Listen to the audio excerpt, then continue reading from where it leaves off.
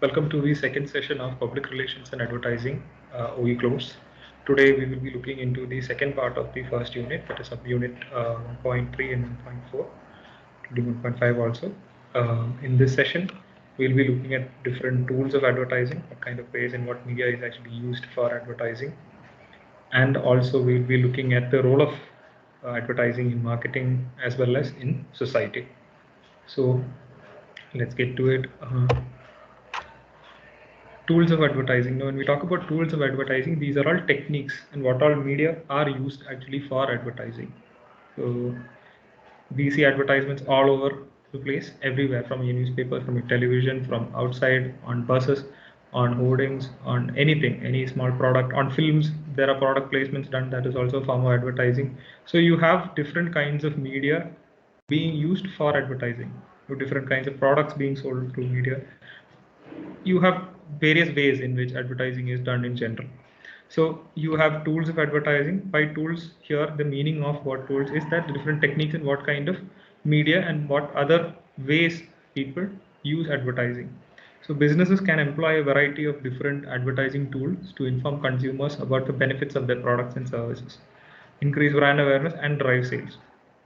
So just like I said earlier, advertising tools are used to inform consumers and also make people aware of the products that are there and to make sure that they buy them, which is to drive sales. Now you see that there are different kinds of tools of advertising. There are print advertising, outdoor advertising, TV and radio advertising, telemarketing, web and social media advertising. Now these are broadly categorized according to the media in which advertising takes place. That is the classification that is given here. They are non-exhaustive. That is, it's not just limited to these ones. You will find different other ways in which advertising also occurs. But commonly, these are the ones that you see always. So we'll go into print advertising first. Everybody knows what print advertising is. You see it everywhere around you. You will see it in the newspapers, in magazines, in journals, any kind of print media that is being used basically. So print advertising means advertisements that are printed in hard copy in publications, newspapers, magazines, journals, likely to be read by your target audience. So these are advertising products that are seen by people who are regular users of these kind of media such as newspapers, magazines, etc. You can see there in the newspaper photo that's being there on your screen that different brands such as Snapdeal, Flipkart, etc. are using the whole of the front page. We do know how expensive it is to actually print out these ads, but considering the reach of the newspapers, they make some kind of a trade-off. So we know that millions and millions of people will see our advertisement and make their choice as to use either Flipkart or Snapdeal. So they come up with catchy slogans. Flipkart is written today, don't look anywhere else. But at the same time, you open the paper, you see that Snapdeal has another. For others, it's a big day. For us, today is no different. So that's how they actually try to compete with each other because both are working in the e-commerce space. So they give out the advertisements. Please note that since they are in the e-commerce space, doesn't mean that web and digital marketing is what sells. They know that their target audience is the common man and that they want to actually send across their message to maximum number of people. Print media, very efficient in that sense. You would get millions and millions of people who would view your advertisement through the newspapers or magazines, in fact, which is why any kind of small space on a newspaper is very expensive. Those who have actually given advertisements in the newspapers will know any kind of advertisements is actually very expensive. Even the small ones that you've given for your so-called matrimonials or obituaries or any of these classified things are also sort of expensive. So you can sort of understand the scale at which marketing is done when it comes to ads like this that you have in front of you, which is a whole front page ad for the whole newspaper. Print media and its importance. Very, very basic. It has huge reach, a lot. Let's go to which is outdoor advertising. This is something that you see everywhere when you step out. Outdoor advertising communicates the message to the general public through highway billboards, transit posters, etc. Transit posters are the ones that you see in the second picture there, that you see daily if you live in Bangalore. BMTC buses, same thing you can see in different kinds of any kind of vehicle, any kind of outdoor space where advertising can be pasted on, and it carries it throughout the whole geographical area. Here in case of BMTC, you see that there is an education fair being posted there on the bus itself. The BMTC makes off a little bit money because the advertiser pays them. But in turn, BMTC is actually doing a far bigger work, actually going around advertising it to the general public. So the public does not have to come to a certain place; it is being brought into their faces straight away. Hoardings are something that you guys all have seen. You've seen different kinds of hoardings, different kinds of huge flex boards where they post their advertisements. So these are methods of outdoor advertising. You see these things outside. You literally have to step out of your house, and when you step out of your house, you are bombarded with different kinds of advertisements all around outside through different means. Okay, now television and radio advertising, this is also something that needs no introduction as say, because you usually see advertisements on the TV. You have listened to a lot of advertisements on the radio. You constantly do hear it on the radio. Because quite a lot of the content that is put out in television and radio, if you understand the economics of how these different media work, are heavily reliant on the advertising money. And a lot of the advertisers actually have a lot of say in what can be shown and what cannot be shown. Advertising is such an important and crucial role when it comes to television and radio advertising. Radio and television commercials fall under the category of mass marketing, as the national as well as global audience can be reached through it. The role of broadcast advertising is to persuade consumers about the benefits of the product. It is considered as a very effective medium of advertising. As you guys know, the most exposure any brand gets usually happens through television. You will see advertisements. Straight away, advertisements are shown during different programs relating to different products, during different times, understanding what the target audience wants, who is watching what. If you are watching an IPL match, you would definitely get your advertisements of play Dream 11 IPL or something. Whereas you're a housewife sitting in the afternoon, you will get cosmetic products advertised to you in the afternoon. You will have advertisers segregating their audiences. These are all stereotypes I am talking about, but they are the reality that we live in. So you actually have advertisements tailored to segregated, or not segregated, segmented audiences. Audience segments are made by radio and television companies and played during certain times to make sure that it is most effective during that time, as that person who is potentially watching it will be the person who will go out and buy it. So that is the importance of target audience when it comes to television and radio advertising. This is a very broad field, it's a very deep field, and it is how do you say it involves a lot of economics, and the whole economy of television and radio is heavily reliant on advertising, and it plays a very crucial role in the shaping of that medium itself. Telemarketing is also something that I think nowadays is actually falling quite behind, because we don't actually transact a lot through the internet, but quite prominent even there. Now you have channels like Naptol, you still have Telebrands and all these things, which is basically direct marketing. So telemarketing is the direct marketing of goods or services to potential customers over the telephone, over the internet. Four common kinds of telemarketing include outbound calls, inbound calls, lead generation, and sales calls. These are basically the processes that go into it. Outbound calls, you aggressively market something to somebody. Inbound calls are people getting inquiries. In Naptol, you will see a number displayed on the screen for you to buy 4 mats and then get another 5 mats for free. So you will actually call that number and make your booking. Lead generation is actually building up contacts to make sure that you know who you have to call to get a sale done. Sales calls are generally the same thing. You are actually calling someone to sell something. That's it. So telemarketing as a field was very prominent during the 80s and 90s, when telephones had a lot more influence over us. If you consider the mobile phones now, you don't really use a lot of land phones and a lot of direct calling methods. You do have direct SMS messaging services that actually tell you to buy something directly, but it's not the same as somebody calling you over the phone and telling you, or over an internet call and telling you, sir, please buy this because it might be benefit. I mean, you might like it, so please buy it.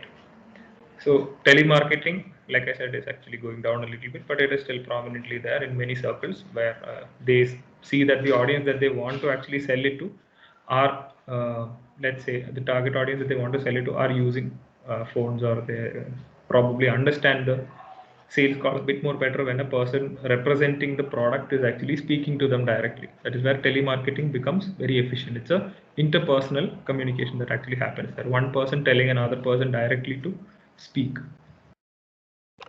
On to the last one, which is what we see nowadays everywhere. Any website you open, you will have advertisements spread all over the site, on top, on the side, on the left, on the masthead, the footer, in between your advertisements while you're scrolling through them. So these are all web-based advertisers. They are all web advertising or online advertising.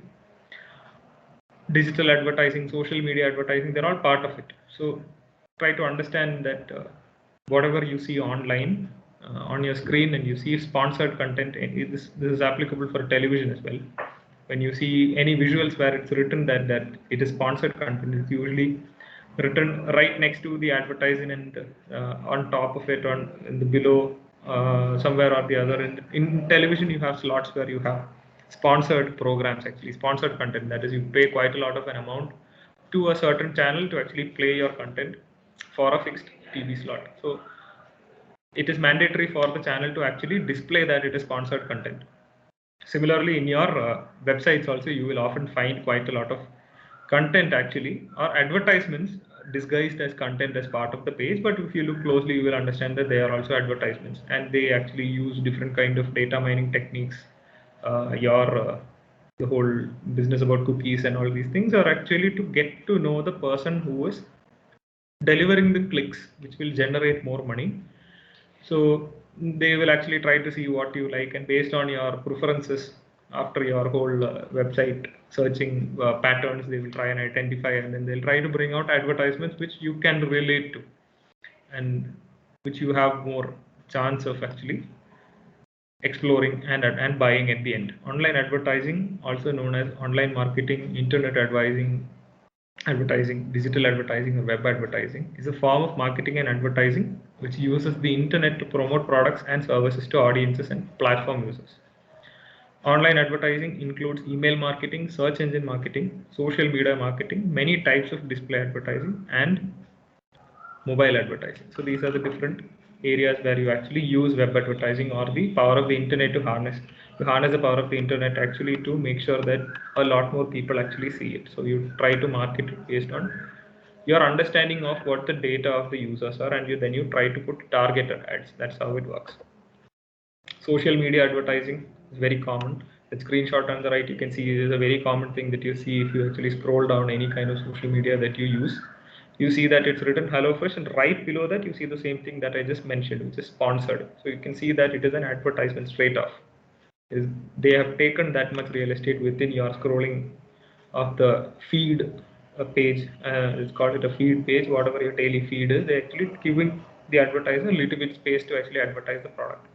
So don't miss out. Come back now and get $80 off plus free shipping. You can see this format usually when you scroll down on your mobiles or your computers. These are basically social advertising done in social media. Social media advertising is the use of social media, the platform on which users build social networks and share information to build a company's brand, increase sales, and drive website traffic. In addition to providing companies with a way to engage with existing customers and reach new ones, social media advertising has purpose-built data analytics that allow marketers to track the success of their efforts and identify even more ways to engage. So we've seen multiple ways in which they try to see what you like. They actually make you do some kind of quiz or a game or something, or they actually see what pages you follow, what kind of things you are into, and try to market things to you based on that. So your data is actually being used to drive another set of parameters which the advertisers will use to identify what you want and then push more things that are, let's say, that you like. That is basically social media advertising, and because it's a very new age technology, they actually understand these things better and try to bridge the uncertainty of the advertiser knowing what the consumer wants that much. So you actually have some kind of a efficient advertising happening there, a lot more efficient than whatever previous media that you had. So let's move on to the next topic, which is the role of advertising in marketing. Now, a lot of people actually use these two terms interchangeably, advertising and marketing. These are sort of similar terms, but you have to understand that marketing as such is a whole discipline itself, which is part of any organization or an individual, which is done to make sure that the company functions much more better and more of what they are trying to do gets done properly. It's a very general sense. Advertising is actually one of the activities that actually is being done in the marketing department. A lot of people who study marketing management actually try to understand how better advertising can be done to boost the marketing strategy of the organization or of the individual or a brand, etc. So advertising plays a very important role because, like I said, they are almost similar, but advertising is the main way in which marketing is made more efficient. So advertising can be called as one of the types of marketing activities that promote sales. With the guidance of advertising specialists, designers develop brands that consumers remember and recognize. You do understand that advertisers actually go heavily into imagery, visuals, any kind of logo branding and all these things which stay in your mind. You see a tick sign, you don't even have to see Nike written there. You know that a certain kind of a tick sign is there, that is Nike. You see certain logos, it just clicks in your head. That is what the designers actually try to do through advertising, so that the company can market the product better. The overarching strategic objective of advertising is to attract the attention of the customers to the services offered by the business, as well as establishing marketing communication. So what we are essentially doing is, through advertising, you are making sure there is a direct channel between the producer and the buyer. So in that way, you are marketing the product for them through advertisements. Based on the study of marketing experience, the following main objectives of advertising can be identified. These are things that we already discussed earlier, but still we'll go through them just to inform. You inform the consumer of what they want. Secondly, you persuade them. You want to tell them, see, if this product is something that you fancy, see, this product is about something that you might relate to. The third step is increase in sales. Obviously, you need to increase your sales to make sure that the model of your management model is actually sustainable. You need to actually sell something to get more money, to make revenue, make profits. Out of that revenue comes your extra investment. You start building your business, etc. So sales is very crucial, very basic level. Increase the consumer demand. You make sure that there is demand always there for your product. You maintain that through advertising quite a lot. Actually, you stay relevant. You stay up top on the latest trends. You try to understand what the people want related to your subject. So if there's a cricket World Cup going on, you would actually fashion your advertisements where people are watching cricket and then eating something. If you're probably Swiggy or someone, how would I make sure that the consumers will actually keep buying or using my product? If in case of Swiggy it's an app, how would I make sure that the demand is stay there? They would not say this is outdated. I would keep up to date with the technology. Second one, I would make sure that my advertising portrays in a way where my brand can actually deliver on whatever they want and is actually relevant, the relevancy of it.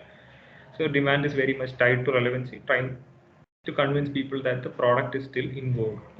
Swiggy's example, I would actually show some kind of a advertisement visually where the people are actually sitting and watching a cricket World Cup, let's say, if it's going on, and then you have some activity happening around the app, someone delivers something, etc. These are the common format that people use for advertising in advertisements. Why would they do that? Because you yourself, who is watching that at the same time that you're watching cricket World Cup, will relate to what is happening, increases the chances of you actually installing Swiggy and ordering something. That is their calculation. Whether you do it or not, that is different, but they try to make you go down that path of thinking, okay, let's try this then, because you are somewhere connecting with what you're seeing in the advertisement. We will go into the production of advertisements in the next unit, that is actually trying to understand what actually goes into the thought process of how an advertisement should be. Now, the last two things are actually pretty easy to understand. Brand attachment, which is brand loyalty. And you start with one, you toothpaste, since I was little, I keep using the same toothpaste. I will definitely use that toothpaste because yes, I have faith in that product. I will use that only. The last one is brand recognition. Brand recognition is what I was talking about earlier when I said that if you see a tick mark in a certain way, you understand suddenly without having the name of the brand that it is Nike. And if you see the crooked tick, you understand that it's a rip-off copy of Nike. So that is how well we are attached to the brands. You see a half-eaten apple, or sorry, not half, but then partially eaten apple in a certain style, you understand that it is an Apple product. You would relate to brands. And all this comes out of advertisers and the way they design advertising around their brand. That is the role of advertising in marketing the product within your organization. So that is the role of advertising in marketing. And we come to the last topic in this unit, which is the role of advertising in society. We've all seen the disclaimers that I've put there as photos, and they are tobacco warnings. Now, what are these called as? These are called public service announcements or PSAs. They're also called public service advertisements. So what are they telling you? Tobacco use leads to cancer, heart attacks, lung disorders, etc. You've all seen these ads before almost every movie in your OTT screen, before every movie in a film theater. Sometimes maybe for television programs also they show this. Now this is something that is being done. This is also an advertisement, and that they are also telling something to the public. They're showing something to you and telling you, in this case, to not use a product. And by that way, they are actually asking people, even then they are selling something. They are selling an idea that tobacco is not good for you, it will harm your lungs, you will die a painful death.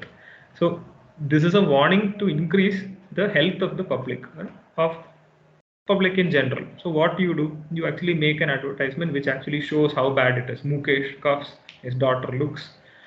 He then looks at his own self, contemplating whether it's good or not. They show people outside the theater publicly smoking and how it is affecting other people.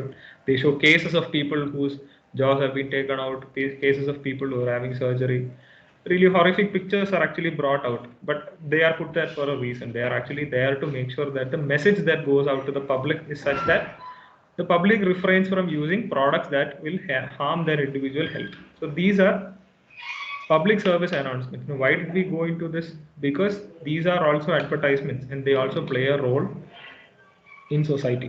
Now, this is a specific type of advertisement generated by, let's say, the government or an organization to let people know that, yes, do not use this or use this, something like that. Advertising impacts society in many ways. The history of advertising itself is actually bringing about behavioral change inside society for people to change their thinking about something and work. Now, one example I can give you is Listerine is a mouthwash that everybody uses nowadays. In the 1930s in the US, Listerine was a product that was used to shine the shoes. And it was marketed at that time as the product that will make your shoes shine the best. Now they tell you they will make your mouth shine. So over a period of time, we've seen that the way Listerine is marketed and for what reason. I mean, the product itself has been branded differently. It's being used for different things. Obviously, the process that goes into making Listerine shoe shine and Listerine mouthwash is different, but still the essential product is same, but it's being marketed differently. So the way in which we think about things are also very much dependent on how the advertisers actually put it forward to us. And that is the sociological aspect of advertising, and understanding how much it plays a role in how we perceive a lot of things in society. What is the middle class family imagination that is shown in your advertisements on a daily basis? Explore that. That is another whole different area that you can look. If you look from the 80s through 90s to 2010s, you will see that the conception of the Indian middle class household, where your usual Surf Excel, Maggie, biscuit, all these things happen, they usually happen inside a household, and a family is the central figure in that. But you see that the house itself changes. So it shows advertisement in a sense are reflections of the public's imagination of itself. I wouldn't say that public's imagination is completely shaped by advertisements, but rather advertisements, like all other media, they actually try to think, okay, this is what people think and this is what people will relate to, then let's show things this way. Sometimes they do tweak it in a way where they want people to think also in a certain way, but mostly they try to guess what the people want and then try to do it. The tripartite of advertising, advertisers, media, and agencies ought to include a fourth element, the public. The public should be viewed as overlapping and interacting with the other three groups. To explore the morality of advertising, it is necessary to explore how advertising affects people. This is exactly what we were just discussing. So, how advertising affects people and how people affect advertising. Basically, who are the audience that we are advertising to is the central question for any kind of advertising that you do. In the case of PSAs like the anti-tobacco ad, some of them have been very powerful and have helped in quite a lot of betterment in the society. We all are familiar with the different kind of COVID PSAs that we have seen over the past 2-3 years. We've seen that different kinds, from washing your hands till taking your vaccines. Different kind of messages have been told. Different kind of misinformation has also been broken because of the proper PSAs that came out and informed the public of what to do. So this is how actually advertising affects society. You can actually do it in a way where you can do it to monitor the health of the public. You can actually look at it from a perspective of pure commerce based perspective of actually understanding how society views certain things and then designing your product related to that. But still, society and advertising do have some kind of a give and take before it. So that is with the first unit. We will move on to the second unit in the next class, uh, which will have more to do with what content advertising agencies actually make and what kind of things are, what kind of processes go into actually making an advertisement. So thank you.